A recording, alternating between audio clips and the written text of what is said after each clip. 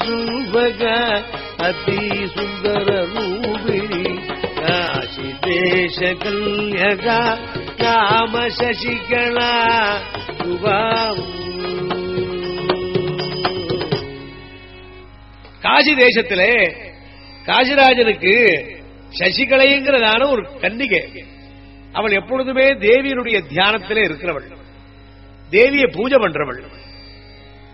அம்பாளை பூஜை பண்ணி குழந்தையினுடைய பருவத்திலேயே அந்த அம்பாளிடத்திலே ஐக்கியமடைஞ்ச மனசோடு கூடவே உருகி உருகி நிற்கிறவள். அந்த நிலையிலே அம்பாள் அனுக்கிரகம் பண்ணினாள். இந்த சுதர்சனனுக்கு ஏத்த பொண்ணு அவள்தான். தானே கல்யாணத்தை நடத்தி வைக்க வேண்டும் என்ற எண்ணமானது அம்பாளுக்கு வந்தது. என் பிள்ளை நாடோடியாய் இருக்கணுமா என்று தாயார் வருத்தப்படுற போது, இதோ பார் என்று காசி தேசத்தில் இருக்கிற சசிகலையினுடைய கனவிலே அற்புதமாய் இந்த சுதர்சனனை நிறுத்தினாள். எப்பொழுதுமே இவன் பிறவியிலே அழகுள்ளவன். இப்பொழுது அம்பாளுடைய தரிசனத்தை கண்டவுடனே அழகு சொல்ல முடியாது, வர்ணிக்க முடியாது. ரத்தியே தன்னுடைய கற்பை இழந்தாளுங்கிறாருங்க. ரதே பாதிவிரத்யம் சிசிலயதி. அவ்வளவு அழகு உள்ளவளான இந்த பிள்ளை அந்த குழந்தையினுடைய கனவுல நிற்கிறான். பூர்ணச்சந்திரவதனம் புல்ல பத்மநயனம் பூர்ணச்சந்திரவதனம் புல்ல பத்மநயனம் பூர்ணகுணகுணரம் பூரீகும் கனவுலேயே மயங்கி இருக்க முடியாத பெண்கள் தாதிகள் இடத்துல என்ன சொல்லுவா? தான் கண்ட கனவை சொல்லி சொல்லி சொல்லி அகமழுகிற பொழுது அந்த பிள்ளை யாரு ஒண்ணு தெரியலையே. ஒரு ஆசிரமம், ஒரு நதி தீரம், செவந்த பூமி, செவந்த நதி, செவந்த புஷ்பங்கள், அதிலே கண்டே அம்மா. நீ கண்ட கனவிலே வந்திருக்கிற கணவனை நாங்கள் எப்படி அம்மா காட்ட முடியும்? அவன் எங்க இருக்கான ஊராவது தெரியுமா? பேர் தெரியுமா? ஊர் தெரியாது, பேர் தெரியாது. எப்போ நான் இந்த கனவுல கண்டேனோ நிச்சயமா நான் பூஜை பண்ண முடியாத அந்த புவனேஸ்வரி தான் எனக்கு இந்த கணவனை காட்டி இருக்கிறாள். அதனால் அந்த புவனேஸ்வரியே எனக்கு இந்த கணவனையே, இந்த புருஷனையே எனக்கு கணவனாய் தேடி கொடுப்பாள். நிச்சயம் நிச்சயம் நிச்சயம். அம்பிகையினுடைய அனுகிரகத்துக்காகவே காத்திருக்க முடியாத இந்த குழந்தை சசிகளை தனக்கு நிச்சயமாய் அந்த புருஷனே கிடைப்பான், அவனை தவிர வேறு ஒருவனை மணக்க மாட்டேன் என்று கொண்டிருக்கிற உறுதியோடு இருக்கிற இந்த குழந்தை ஒரு நாள் அந்த அரண்மனைக்கு ஒரு பிராமணன் வந்தார். நாடோடி பிராமணன், ஊரெல்லாம் திரிகிறவர். விப்ரமுகேஜி விபகுண விப்ரமுகேஜி விபகுண ஐகுணி அர்பிலி மனதி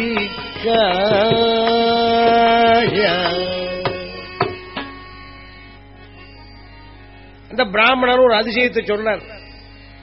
அம்மா, குழந்தை அடிக்கடி இந்த குழந்தைய பார்க்க வருகிறான், ஆசீர்வாதம் பண்ணுகிறான். கல்யாணமாகாத குழந்தைகளுக்கெல்லாம் இப்ப ஏற்பட்ட ஒரு முதியவர்களுடைய ஆசீர்வாதம் வேண்டுமே.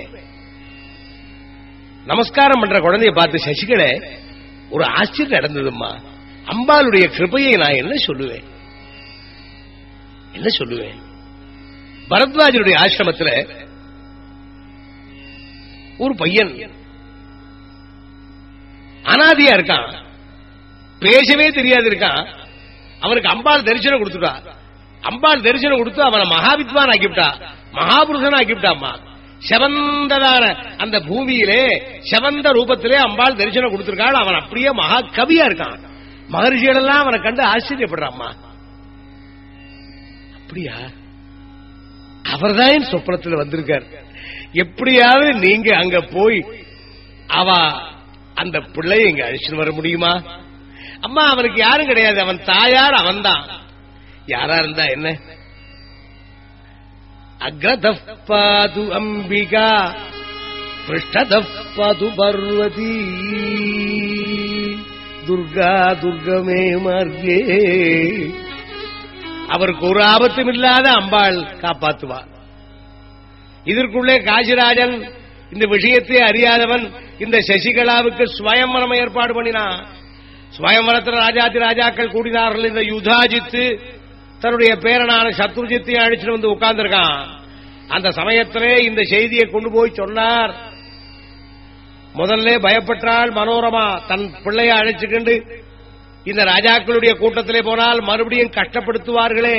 பரத்வாஜர் சொன்னார், அம்மா அக்ரதம்பீகா, இந்த பிள்ளைய உண்டாக்கி அவனை மேல் படுத்தினவள் யாரம்மா? மேன்மைப்படுத்தினவள் அந்த ஜெகன்மாதா. அவ காப்பாத்துவம்மா, கவலைப்படாது, அவள் காப்பாத்துவா. அழிச்சுன்னு போனார். உடனே அந்த சசிகலா சொல்லி அந்த சுதர்சனனுக்கும் அவருடைய தாயாருக்கும் தனி இடம் கொடுக்கிற பொழுது அவர்களை தகப்பனார் காசிராஜன் சுயவர மண்டபத்துக்கு குழந்தைய வர சொல்றான். அப்பா நான் வரமாட்டேன், நான் இந்த சசிகலைக்கு அம்பாளுடைய ஒரு உத்தரவினால் நான் அதோ வந்திருக்கிறாரே அந்த சுதர்சனனுக்குத்தான் மாலை சூடுவேன். அம்மா ராஜாக்களுக்கு நடுவிலே இந்த வார்த்தையை சொன்னால் என்னை வெட்டி விடுவா. அம்மா பயப்படாதே அப்பா. மதாமே சுகதாயி, இவ்வளவு தூரம் நடத்தின அம்பாள் கைவிட மாட்டாள். மாதாமே சுகதாயி மாதாமே சுகதாயி மாதாயி கீதானந்திதா கீத மனோகர கீத பிரிய மனஜரித கீதய குகீய மனஜரிதே சுகதாயி ஈலோகமாதா சுகதாயி. அப்படியே சுதர்சனனை அழைத்து வச்சு விடியற்கால வேளையிலே ஒரு முகூர்த்தத்திலே அவர்களுக்கு திருமணத்தை ரகசியமாய் பண்ணினான். ஆனால் மேள சத்தம் கேட்டது, வேத கோஷத்தை கேட்டது. ராஜாக்கள்லாம் எழுந்தார்கள். சுயம்பர மண்டபத்துக்கு தினம் வந்திருக்கிறோம், ஒரு நாளாவது இந்த பெண்ணை இவன் கண்ணிலே காட்டல, இப்பொழுது என்னடான்னா மேள சத்தம் கேட்கிறதேன்னு ராஜாக்கள் எழுந்து வந்தார்கள். எழுந்து வந்திருக்க, என்னடா காசி ராஜா, என்ன நடக்கிறது, என்ன நடக்கிறது? யா மகாராஜாக்களே கேளுங்கள், என்னை மன்னிக்க வேண்டும். என் குழந்தை ஏற்கனவே சுதர்சனன்கிறதான அந்த வரனுக்கு மாலை சூட்டி விட்டாள். என்ன மனவாதமரி மரி மனவாதமரி மரி தகதூரா. என்ன அக்கிரமம் பண்ற நீ? இத்தனை பேரை கூட்டு அவமானமாப்படுத்துற. வா யுத்தத்துக்கு. அத்தனை பேர் யுத்தத்துக்கு புறப்பட்டார்கள். அத்தனை பேர் யுத்தத்துக்கு புறப்படுற சமயத்தில் என்ன நடக்கிறது? ராஜாக்கள் இத்தனை பேர் யுத்தத்துக்கு வந்தா என்ன பண்ணுவான்? காசிராஜன் நடுங்கிறான். அம்மா சசிகளே, நான் என்ன பண்ணுவேன்? இப்படி ஒரு கல்யாணத்தை பண்ணிவிட்டேனே, குடும்பமே நாசமா போய்விடும் போல் இருக்கிறதே, நான் எந்த விதத்திலே நான் உயிர்ந்து போவேன்? அம்மா என்னை காப்பாற்ற முடியுமா அம்பாளாலே? அப்பா கவலைப்படாதே, கவலைப்படாதேப்பா, அவளுக்கு தெரியும் அப்பா எந்த சமயத்தில் யாருக்கு எந்த விதமான நன்மையை புரிய வேண்டும் என்று அவளுக்கு தெரியும். அவளுடைய சித்தம் இருக்கே, அது யாராலும் கண்டுபிடிக்க முடியாதம்மா. அவளுடைய பெருமை நாம் அவளிடத்தில் ஒப்படைக்க வேண்டிதான். பக்திங்கரோ துனிர்தரம் சுரஜாதி மாத்திரே கிராமீண ஜந்துரிவ பௌரஷணேஷு லோகா அந்யத்ர தேவி பவதீய பதாரவிந்தாத் ஆகிருஷ்யமான ஹிருதயம் நயாதி ஆகிருஷ்யமானமபிமே ஹிருதயம் நயாதி. த்யஜ்யம் த்யஜாமி விஹிதம் ச சமாச்சராணி நித்யேஷு சக்திமனுருத்ய கிவர்த்திதவ்யம் மாமித்தமித்தமுபயுங்ஸ்வனவிஸ்மரேதி கிம் ஸ்வாமினஸ்வரயதே வஜனஸ்வபிருத்யஹ. நீலகண்ட தீட்சிதர்வாளுங்கிற பெரியவாள் அதை சொல்றார். பக்தி கரோது, மனுஷனுக்கு பக்திங்கிற நிலை ஒருத்தருக்கு வரணும். கிராமீண ஜந்துரிவ பௌரஜனேஷு லோகா, கிராமத்து ஜனங்கள் பட்டணத்துக்கு போனால் பட்டணத்தில் இருக்கிற காரியங்கள்லாம் அவளுக்கு ஆச்சரியமாய் பார்க்கிற மாதிரிதான் உலகத்தை பார்த்துவிட்டு நாம எல்லாம் பிரமிச்சுட்டு இருக்கோம். ஆனால் இதற்கு மேல ஒரு வஸ்து இருக்கு, அந்த இடத்துல நாம் எப்படி இருக்கணும்? அதனால விஸ்மரேதி, எனக்கு என்ன செய்யணும் தெரியாது, என்னை எப்படி செய்ய வைக்க வேண்டும், இதை செய், இதை இப்படி செய் நீ சொல்ற. அதனால் கிம் ஸ்வாமினா துவரயதே வசன ஸ்வபிருத்யா, வேலைக்காரன் எஜமானன் சொன்னபடிதான் நடப்பேன். அது மாதிரி நீ சொன்ன கனவுலே காட்டினே, அந்த பிள்ளைக்கு வேண்டியதை கொடுத்தேன், நீ நடத்தி வச்ச இந்த கல்யாணத்தை. இப்படி ஒரு விபரீதமான விபத்து வரலாமா? இந்த ராஜாக்கள்லாம் எழுந்து வந்தால் நாங்கள் என்ன பண்ணுவோம் என்று அத்தனை பேரும் கலங்கி இருக்கிற போது இந்த குழந்தை அச்சஞ்சலமான பக்தியோடு கூட தேவியே தியானம் பண்றாள். சுதர்சனன் லட்சுமே பண்ணல. எங்கடா அந்த சுதர்சனன்? மனவாதமராரா மனவாதமராரா, எங்கடா அந்த பய வந்தால் பார்த்தான் சுதர்சனன். யுதாஜித்துக்கு பொங்கியது இந்த பயலா, இந்த ஊம பயலா, அனிகேவனை வெட்டி தள்ளணும் பார்த்தேனே, இவனா? இவருக்கா இது? இந்த உலகத்திலே அழகுள்ளவளான இந்த பெண்ணை சசிகலையை இந்த சுதர்சன அடையலான் விடுவேனா? ராஜாக்களே வாருங்கள், இந்த பிள்ளையை வெட்டி தீர்ப்போம். இவன் எப்பேற்பட்டவன்? இவன் அன்றைய தினம் தப்பினான் என்கிட்ட என்று சொல்லி அத்தனை பேரும் போரெடுத்து வந்தார்கள், யுத்தத்துக்கு வந்தார்கள். யுத்தத்துக்கு எதிரே வருகிற பொழுது சுதர்சனன் அப்பொழுதும் ஒண்ணும் பண்ணல.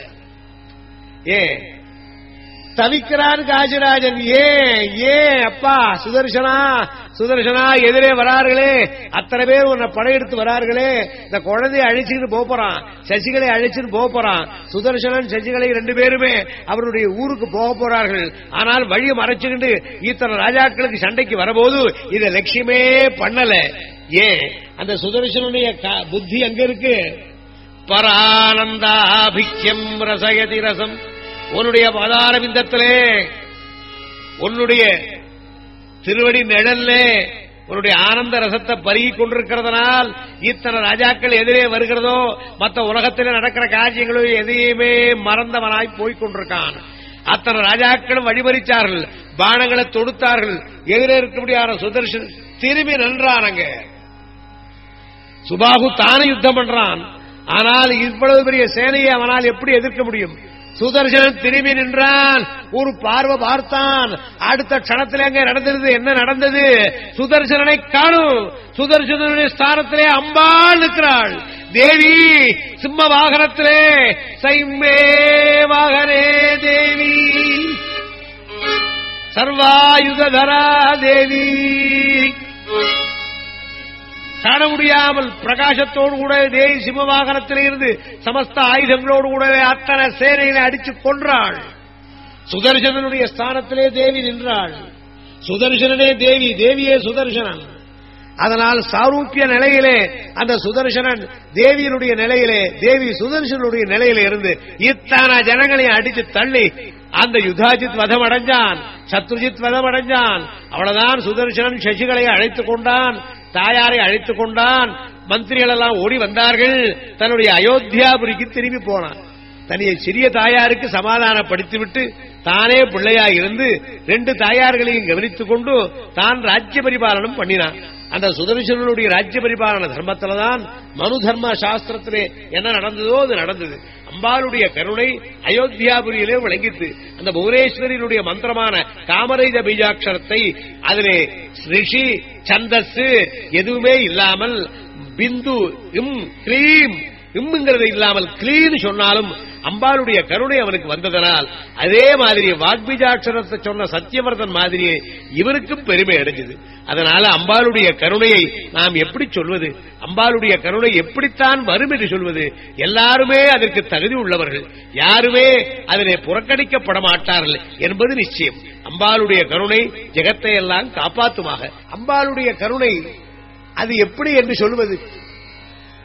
தகுதி உள்ளவர்கள் தகுதி இல்லாதவர்கள் என்பதே கிடையாது. ஆனால் நாம் அம்பாளை தியானம் பண்ண வேண்டியது அவசியம். சத்தியவர்தனுடைய சரித்திரமும் சுதர்சனனுடைய சரித்திரமும் ஸ்ரீமத் தேவி பாகவதத்திலே ரொம்பவும் முக்கியத்துவம் அடைகிறது. அதை படித்து அதனுடைய பெருமையை அறிந்து அதன்படி அம்பாளை மறக்காமல் நாம் வாழ்வோமாக. ஸ்ரீ ஜெகதம்பிகைக்கு